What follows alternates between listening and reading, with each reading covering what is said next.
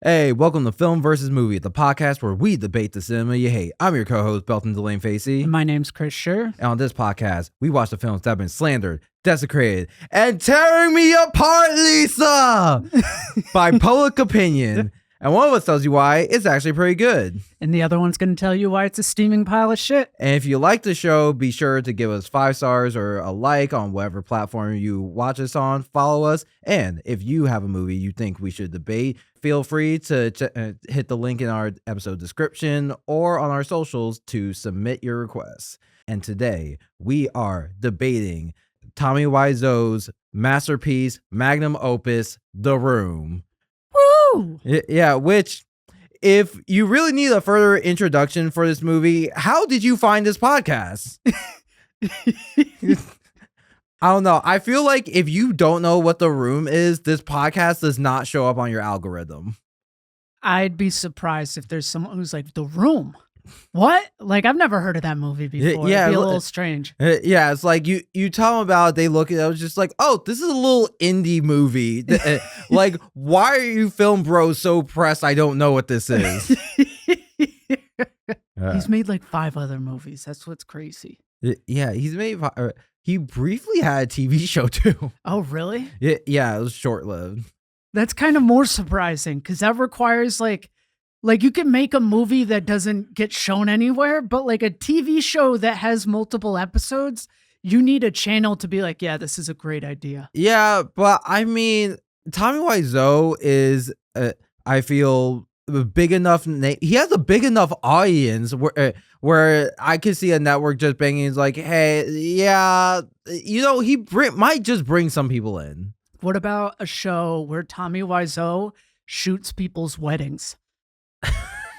And he like gets really, and it starts from the planning phase where he's like, what if during the ceremony we just like, I don't know, you penetrate your wife and then she goes like, oh, I love it. Yeah, and every episode ends with the couple just explaining why they don't want him and a camera in the honeymoon suite. What about like, can we get Neil Breen and Tommy Wiseau in a room together to put together some magic? I feel like if you asked them to work on a film together, neither one of them would compromise on their ideas. It would just be this Frankenstein mashup of everything they talked about. And how did they both of their movies ended in suicide? Yeah, it's like, I feel like with them it's just like, all right, we need a dramatic way and suicide.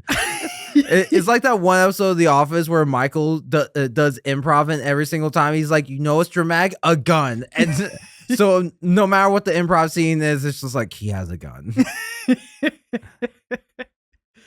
Yeah, that's I don't know if Neil Breen's was quite as pathetic as the ending of Tommy Wiseau or of The Room. Like, at least his chain of suicides was about like corruption. It wasn't like an incel power fantasy. Like, if you ask Tommy Wiseau who the greatest filmmaker is, he would say Tommy Wiseau. Neil Breen would actually name Hollywood directors. Oh my God.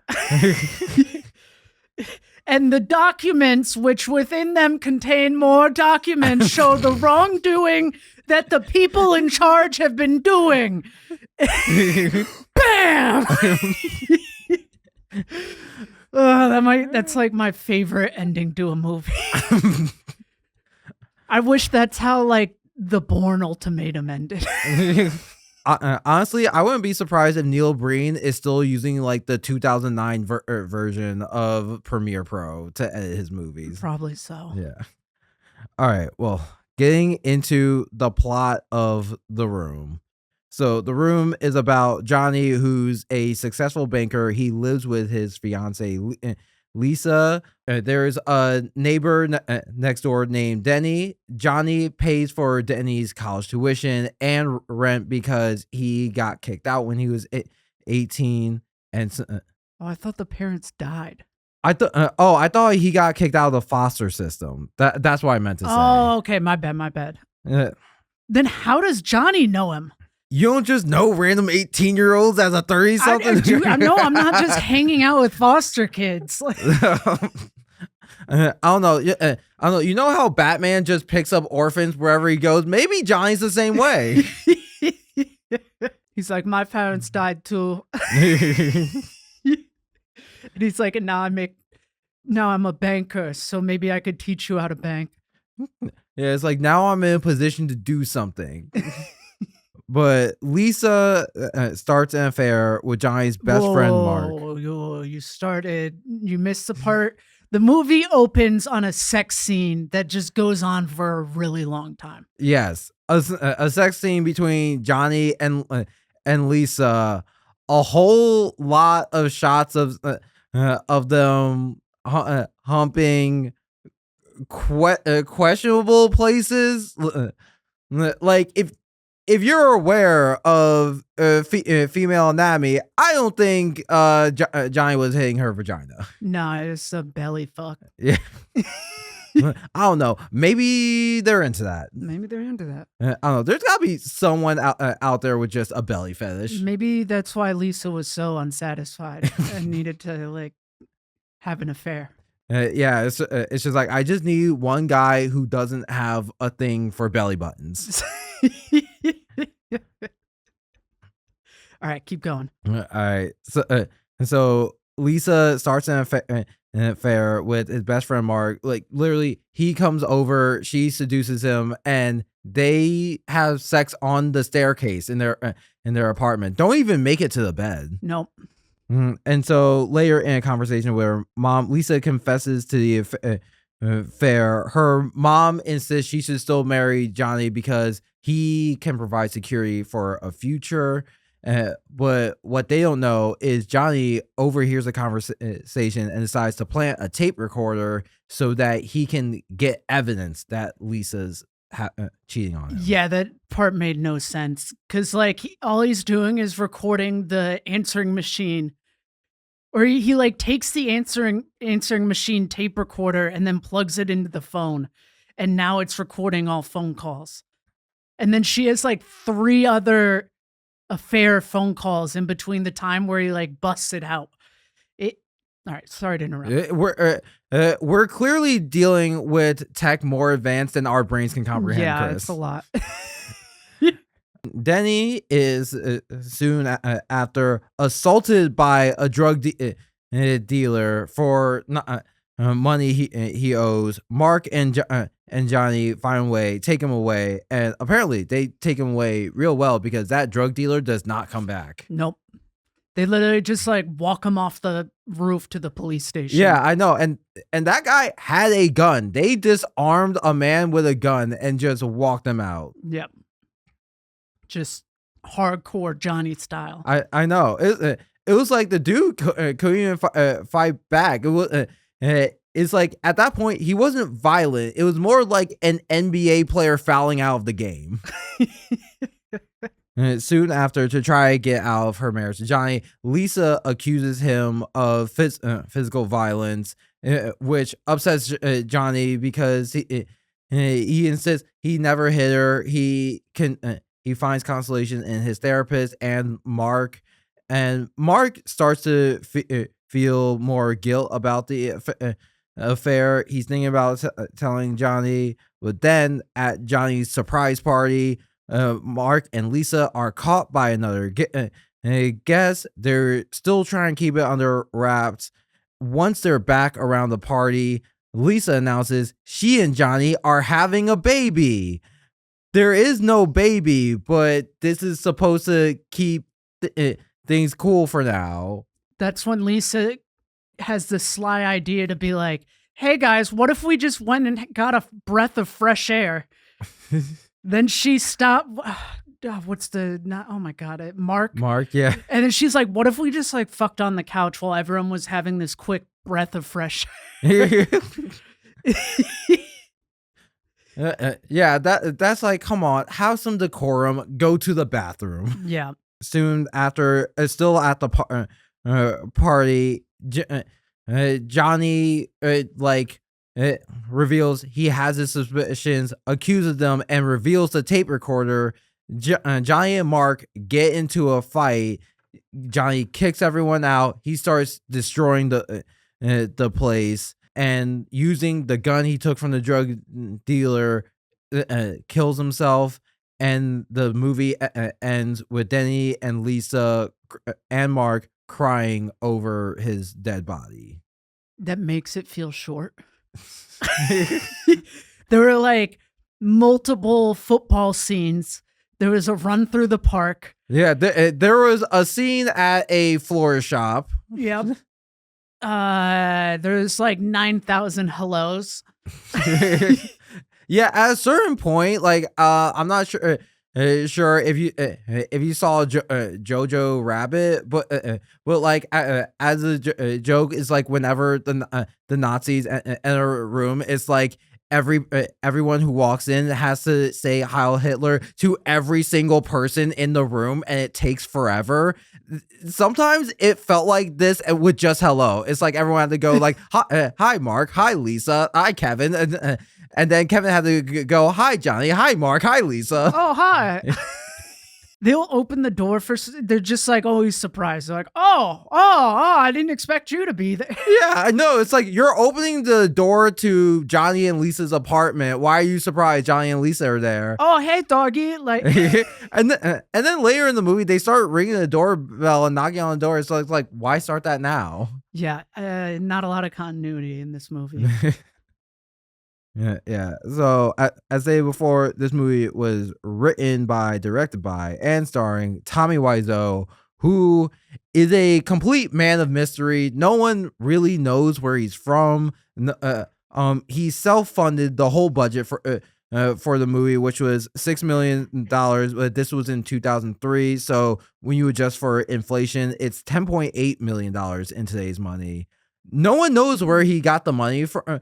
A lot of the production for this movie was documented in the book The Disaster Artist, which was written by Greg Sestero, who played Mark in the film, as well as was the film's line producer, which, if you're not familiar with set, weird combination of roles. I don't believe they had any like assigned roles other than Tommy Wiseau being in charge. My opinion is that Tommy Wiseau went, you know what normally happens at the end of movies? Credits. And he's like, oh, this isn't going to look good if I don't have a bunch of staff. So he just started assigning random people to different staff positions. See, and that's the big difference between Tommy Wiseau and Neil Breen. Neil Breen would do everything and take credit for it. He'd be like, yeah, I did that shit. It'll be like, I did the cinematography, I did the writing, I did the directing, I made the brownies on set. I was in charge of craft services. I drove everyone to and fro. He's like, you wouldn't believe it? I also built the building that everything was shot inside of. And I'm God. I put everything on this earth. So it's like that grass you see in the field, I planted every single blade. I mean, there was a lot of stuff in the production process that inflated the budget and just made it more expensive than it needed to be. Some of the things were buying all the equipment instead of renting.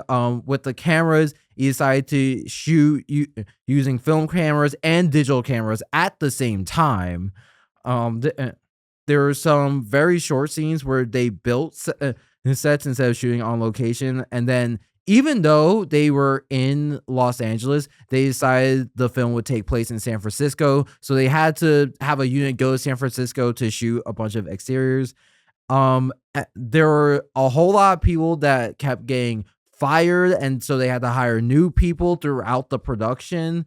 And then Wiseau himself apparently struggled learning his lines so much that it caused a lot of delays in shooting, because it would take too long to shoot a scene with him.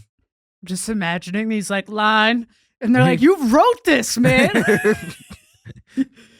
He's like, oh, I was in a fugue state when I wrote it. It was just artistry and mastery coming together. Okay, okay. As a writer who has directed stuff I've written, I don't think I've memorized a script top to bottom. Because it's like, I mean, I always have a script on me. I can reference it at any time. Then again, there's a reason I don't cast myself. Yeah, they could have done like cue cards or something Yeah. too. Yeah, I mean, but I'm just wondering like how much you have to mess up for it to cause delays in shooting because like that extra time it takes is usually accounted into the film schedule. Like I've been on a set where we got delayed because the lead actor refused to drink water when it was 90 degrees outside. We only lost half a day. That's crazy. Yeah. Why wasn't he drinking water? Because he doesn't like feeling bloated on camera.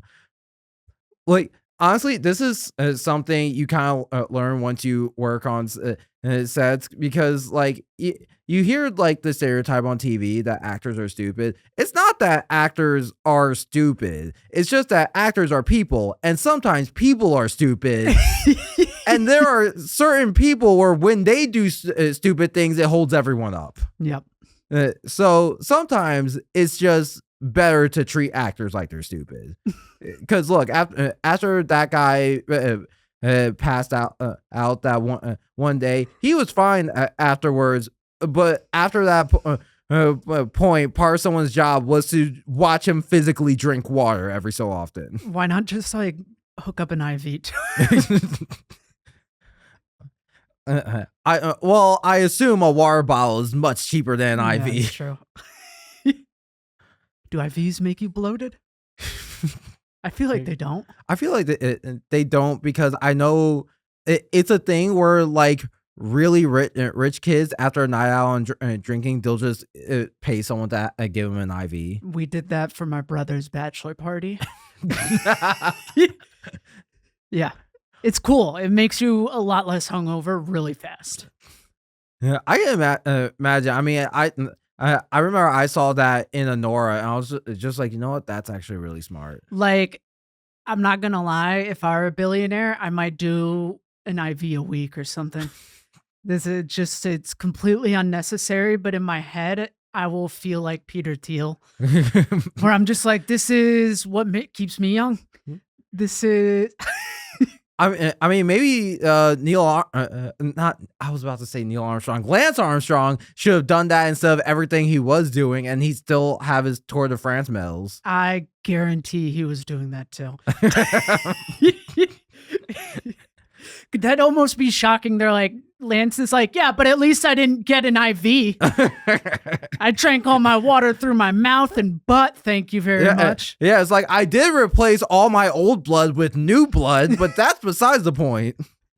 Well, yeah. Also with the room, even though Greg Sestero was friends with Tommy Wiseau before production, Greg Sestero had some acting experience, but he mainly agreed to be a line producer and part of the crew as a favor. However, the original actor they cast as Mark quit after the first day of filming, so Greg was just kind of thrown in there, and apparently he was also like a bit uncomfortable with the sex scene, so that's why in his sex scene with Lisa, he keeps his pants on.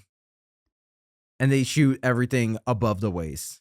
I think I just blocked time. Oh, wait, no. Now I remember his butt. Yeah, okay, yep. You're right. Yeah, and so apparently there was also a scrap subplot where at the end, Johnny was revealed to be a vampire. Shut up. Yeah. Tommy Wiseau was supposedly asking members of the crew to find a way to make Johnny's Mercedes fly for the vampire reveal at the end. That would have made it better. They should have done that. Yeah, I have to wonder if this was just the final line where all the crew said no, or if they simply ran out of money to do this. I mean, what would you shoot it on a green screen with the sky behind you? I guess that's how they would do it. Is that hard in 2003? I feel like that's expensive in 2003. Maybe. I think if this was shot in 2025, you're getting Vampire Johnny flying through the air. Oh yeah. And then apparently it's all there was also a bit of debate on who should get directing credit because it's Sandy Schler who was brought on as the script supervisor and like became the first assistant director. He claimed he should be credited as director. Of course, he really came out with this claim in 2011. He did not say this right after the film's release because he said basically he took over directing duties at Tommy's request because Tommy kept saying like, "Oh, tell the actors what to do, decide what shot should be made," which is stuff the director would do. And his account is corroborated in Cicero's book, The Disaster Artist. However, he left production early, and so this was the big argument Wiseau made as to why he should not get director credit. Here's the question. Do you want director credit for this movie? I mean, here's the thing. At the point he publicly came out with this, the movie was making money. So if there's residuals involved, I want those. Yeah, that's true. Yeah, I guess you do want a director credit on this. Yeah. I mean, I can see at the time after film's release and initial reviews, you might be like, oh, I'm glad my name's not on that. But like money involved, that can change things. All right, so the film had its premiere at a single theater in LA on June 27, 2003.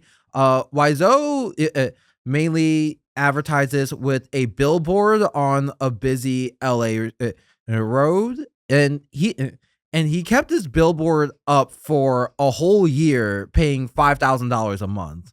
The film, when it premiered, he invited the cast and crew, some critics. It was initially dismissed and written off. However, because of the billboard, people kept talking about it and drew interest, and it eventually became a cult classic to the point. Even now, there's a lot of late night, midnight showings of it where Wiseau and Cicero will appear and do Q&As with the audience. And so it only ever released, it only played once? I mean, so it had a very limited release because it also got into a film festival, and so like there were some official releases with distributor, but it never got a full wide release. Its budget was $6 million. Its official box office revenue is $5.4 million, but with all the late night showings over the years and all that, it's estimated to have made around $30 million since its release. That's not bad. Yeah, it's not bad. Which I have to say, as a quick story time, I actually did go to a midnight screening of the movie where Tommy Wiseau was there for a Q&A years ago. And like, if you've seen the movie, you expect Tommy Wiseau to be a weird person. I'm glad to report he is just as weird as you want him to be. Yeah, because if you know, like, the lore of the movie, the big question is where Tommy got the money to make this movie. And so the first question in the Q&A, this kid goes, yeah, where do you make the money to fund the movie? Wiseau goes, what are you talking about? The kid goes like, well, I've worked on movie sets. I know they're very expensive. They take a lot of money to make. So I was just wondering where you got the money. Wiseau just goes, let me ask you, do you drink coffee? Yeah. Well, there you go. I don't drink. I don't eat. That's why I have movie and you don't. It's like a very baby boomer mindset where everyone's just one avocado toast away from achieving what they have. Yeah, it's like you could complain. It's just like, oh yeah, my healthcare costs $3,000 a month, and some boomers just gonna be like, well, you spent $5 on coffee today. How much per month do you pay for Pornhub? Well, I'm sorry, sir. Pornhub is free. Well, I pay for it. And then that turned into another thing. Is just like, damn, kids don't know how good they have it. We had to sneak porn into our rooms like men. All right. Well, this movie currently stands at a 3.6 out of 10 on IMDb and a 24% on Rotten Tomatoes. What was Gotti again? It was a 0 on Rotten Tomatoes. I remember that much. What was just the before IMDb? we get into it, which movie was better, this or Gotti? This I would say this was better. Yeah, it's more entertaining. Yeah. All right. Guy have 4.8 on IMDb. Jesus Christ. Look, I will say this movie at least whatever you want to say it did 100%. Yep. You want to right. get this thing started? Yep. Now it's time for our opening statements. Chris will be defending the movie, and I will be attacking. Do you want to start or should I? I can start. The Room is a universal classic that has endured for an entire generation of moviegoers. Or is it? Maybe some of the dialogue is a bit clunky. Maybe some of the scenes don't fit into the story. What we all think of as a 10 out of 10 movie is really 7 out of 10, no higher. The Room is an avant-garde art piece that examines all the conventions of classical film and flips them on their head masterfully to examine the art of film as a whole. It's the type of film that, had it been released by A24, would have gotten an Oscar for Best Picture. However, since it was released by a Hollywood outsider, it was unfairly derided for all the qualities that make it great. Let me start. For one, I've never walked into a room and not said hello to a dog. It's this kind of realism that makes The Room flourish. Honestly, I feel like walking by a dog and not saying hello, like, to a whole lot of white women is a crime. Like, that should put you in jail. Yeah, I just, like, people laugh at it. People say, oh, it's unbelonging in film. Why would you say hi to the dog right in the middle as you were leaving? But I think that it's a good depiction of human behavior. All right, my question with the dog, do you think he just borrowed like a friend's pet, or if he also paid like one of those Hollywood agencies that represents animals who can act on screen and got like the top tier dog? Oh, that's such a good question. I just had assumed that it was the store's dog that already belonged to it. Like, I just imagined they went into a store because he's like a very guerrilla filmmaker. He's really good at what he does. And then he saw the dog and he's like, perfect. I'm just going to pop in, get the flowers, go, oh, hi, doggy, pat it on the head, and then dip out. And that's going to sell Johnny as this great character. And while we're on it, when you're shooting in a city as iconic as San Francisco, it makes perfect sense to have as many establishing shots as possible. I want at least 15% of the film to be establishing shots. Even when you're in the same scene, location, and time frame, I want more establishing shots of the city. Who doesn't want to see the Golden Gate Bridge? True. San Francisco is a beautiful looking city. Like, and the only thing is, I wondered this while we were watching. Do you think that they bought some of the same B-roll that was used for the Full House title sequence? I don't. I figured like Full House would own that.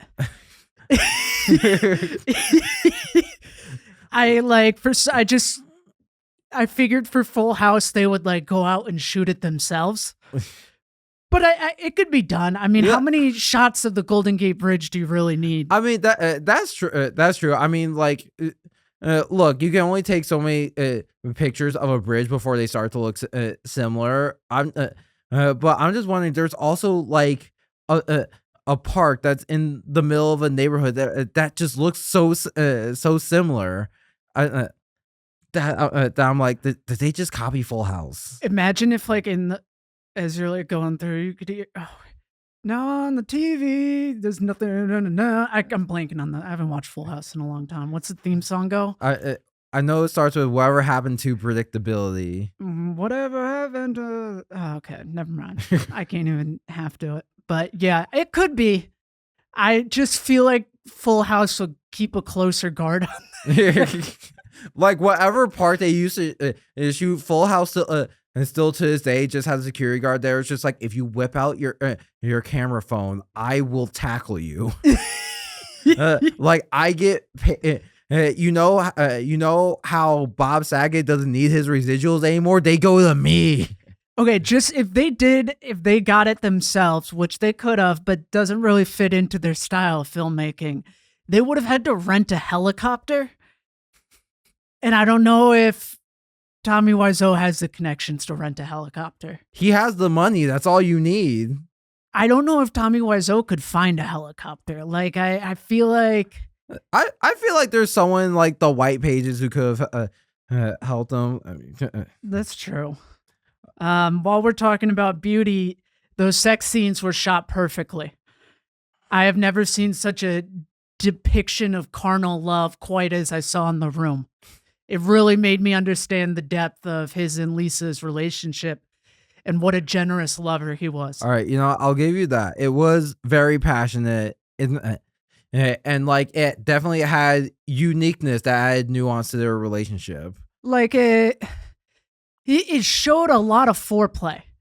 Like they're pillow fighting before. There was a lot of foreplay that didn't involve kissing, and I was like, all right, I kind of get where this Johnny character comes from. Yeah, and then like the tossing of roses is like he buys a lot of roses. He just has those on standby. He buys roses every single day to bring home to Lisa because he's that good of a guy.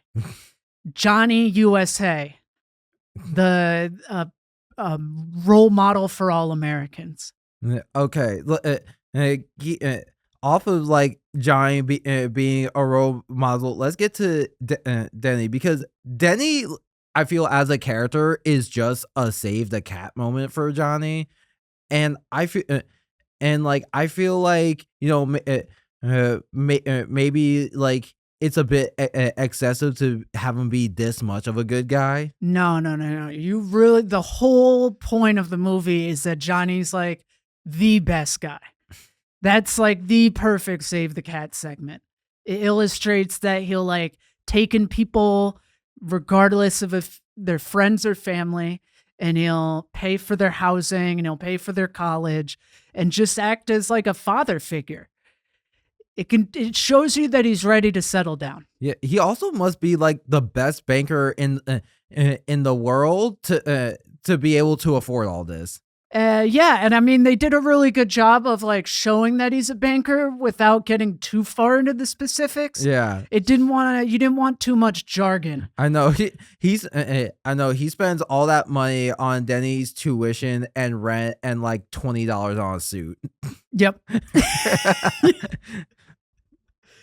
I think that this movie is very clearly American. It's got like Americana running through it. You've got gun violence, you've got drug dealing, but then you've also just got like a ton of football butt fucked into the plot. I think it really adds to the plot. Oh, okay. So to argue against that, considering Tommy Wiseau is from somewhere in Europe, supposedly. Is he? I think on his Wikipedia page, like it. I think it just says like from somewhere in Europe. Like I don't think anyone actually knows. I think that's just people's best guess, honestly.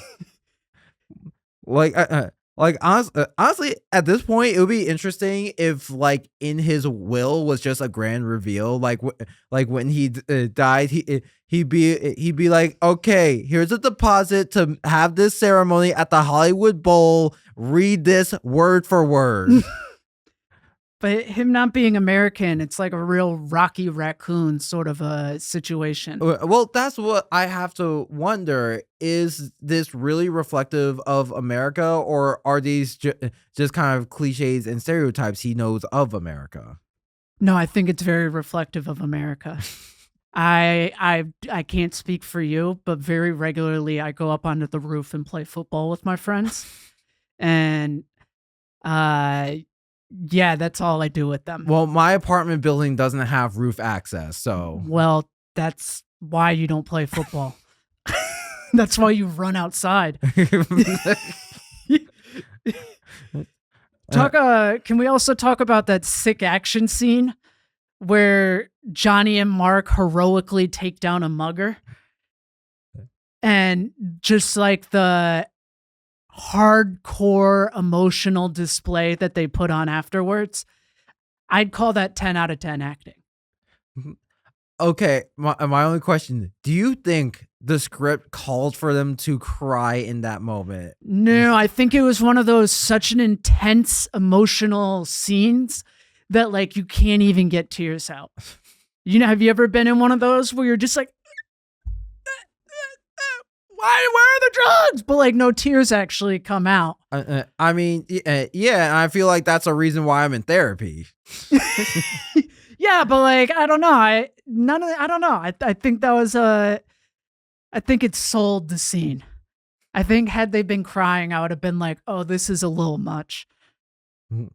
Okay, and well, also like Denny, like, what does he do beyond that? Like, like in terms of function for plot, he serves as a save the cat for Johnny. He doesn't pay Johnny back in any way. The only thing he does is tell Johnny how much he wants to bang his fiance. No.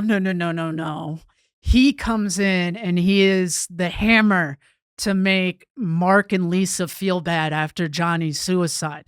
He is the emotional weight that gives like context to the plot. Where like they're fighting, but their fighting about who's worse kind of takes away from the fact that the tragedy is that such a good man died and that they all regret their actions. And only Danny could pull that off. I think a real friend would stop Johnny from killing himself. Well, I mean, you can't. Danny's not God. It was like, yeah. I mean, Danny could just told Johnny how he feels beforehand. I mean, he did. He multiple times. He's like, "I love you so much, Johnny." He like wants to hang out with him and Lisa in their bedroom right before they have sex. He joins in on the pillow fights. It's he's like a college age kid who just wants to hang out with two 30-year-old adults. In college, did you want to hang out with 30-year-olds?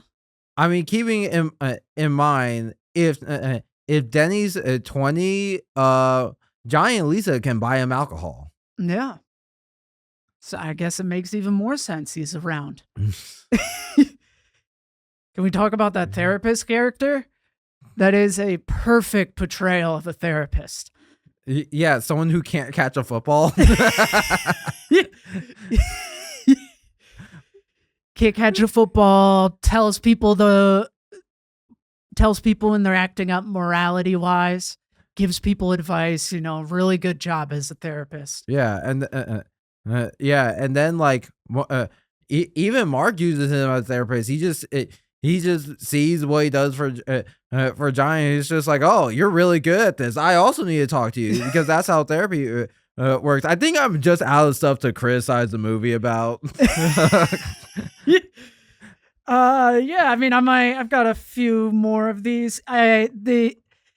It's important, this movie, because it tackles such hard-hitting societal issues, such as drug use and infidelity and the difficulties of being a banker. Yeah, that's true. And I think the unconventional structure, it does force you to think about these things, because if it followed a standard Hollywood script, you would like understand what's coming and not put much thought into it. But because like you kind of have to figure out what the filmmakers are doing a bit, it causes you to think about these issues differently. Yeah, and I mean, like, honestly, life is very chaotic and like things will get bad three at a time, but then also random shit will happen in the middle and a bunch of oh highs will happen too. Also, like, I know normally for film movies or for films, you generally don't want to have everyone say hi when they walk in the room. You just kind of want to get to the part you're supposed to get to. But I think that it gives this film a very personal touch. Like, I almost feel like I'm in the home myself. In fact, while we were watching it, I almost went, "Oh, hi, Johnny," when he walked into the apartment. Yeah, and then also because ultimately this film is about the people Johnny put his trust in failing him. It does cause you a question. It's like, how can you be sure your trust is in the right place? And it's like, because it feels so welcoming, that betrayal hurts so much more. Yes. Yes. Yes. Also, I just like Tommy Wiseau did a good job of implementing Chekhov's gun.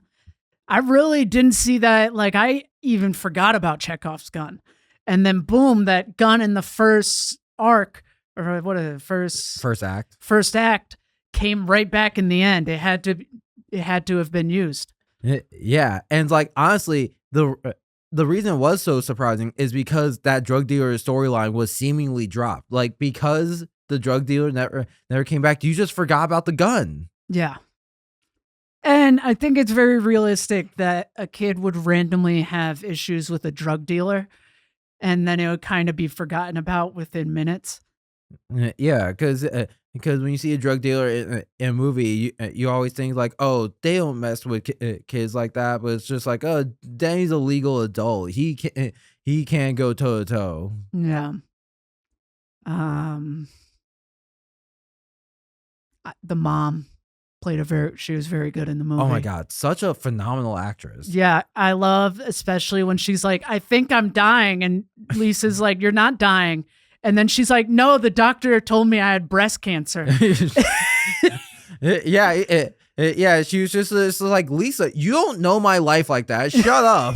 And then it like really sells Lisa as a bad person because she just brushes it off, and then it's never talked about again. I know. Like at some point, if Johnny had lived, you think that he'd be like, "Hey, I talked to your mom. How come you didn't mention she has cancer?" Why didn't Johnny ever bring up that his mom asked, or her mom asked him if he would write a loan to a random friend?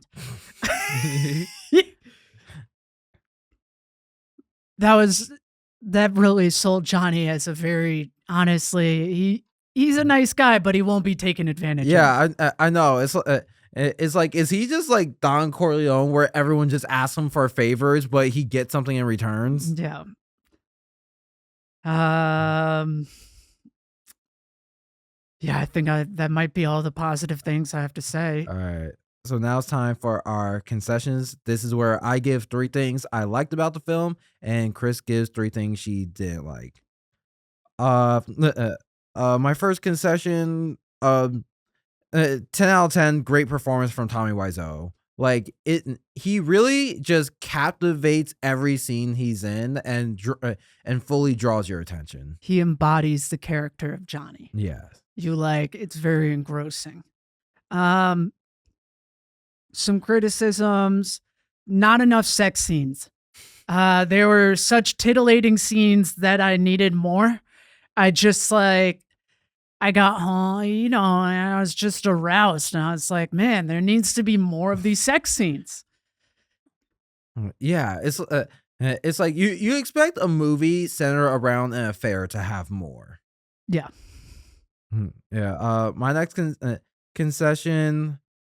Such great lines of dialogue. I mean, they really build it up to the point like I feel like lines that would otherwise be ordinary are iconic because of how well they're done. You know, you could say you're tearing me apart, Lisa, or simply, oh hi, Mark, and people know what movie you're referencing.